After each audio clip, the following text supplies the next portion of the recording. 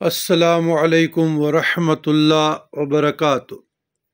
اللہم صلی علی سیدنا محمد وعلی آل سیدنا محمد فی کل لمحۃ ونفس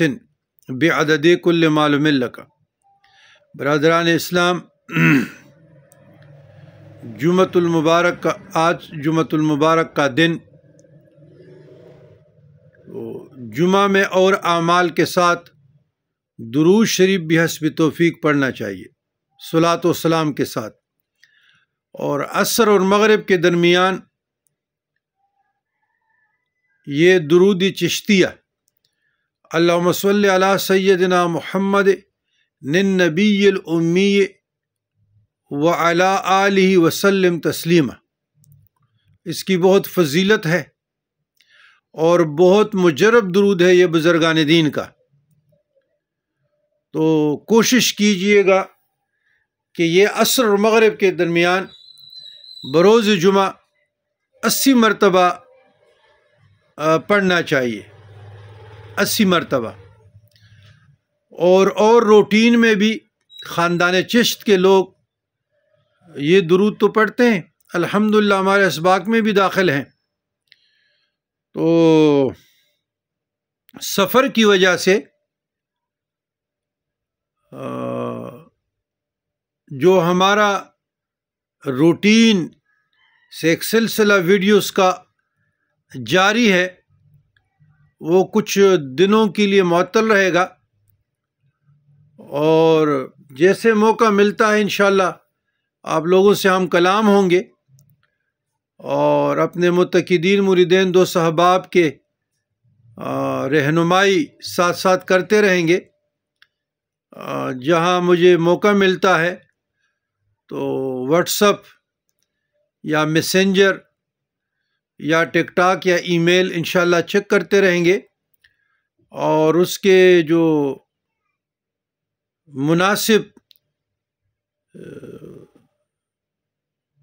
وقت پہ انشاءاللہ رہنمائی ہوتی رہے گی، جوابات ملتے رہیں گے۔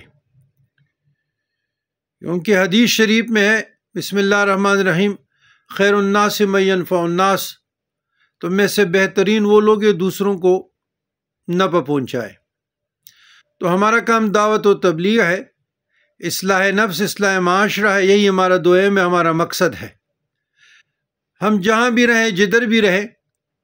دعا گو بھی رہیں گے، دعائیں دیتے بھی رہیں گے، دعائیں لیتے بھی رہیں گے،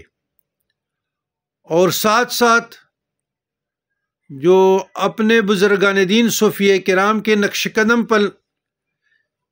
چلنے کی کوشش بھی کریں گے، کیونکہ کل من علیہ فان ویبقی وجہ ربک ذو الجلال والاکرام، کل من علیہ فان ویبقی، سب کچھ فانی ہونے والا ہے، ایک اللہ کی ذات رہے گی جو حی قیوم ہے، وجہ ربک ذو الجلال والاکرام، اور ایک اللہ کی ذات رہے گی جو بزرگ و برتر ہے۔ تو یہ مراقبہ بھی ہے، کل من علیہ فان ویبقی وجہ ربک ذو الجلال والاکرام۔ یہ خاندان چشت میں، چشتیہ صابریہ میں یہ مراقبہ ہے فنا اور بقا کا، اور خاندان قادریہ میں بھی ہیں۔ تو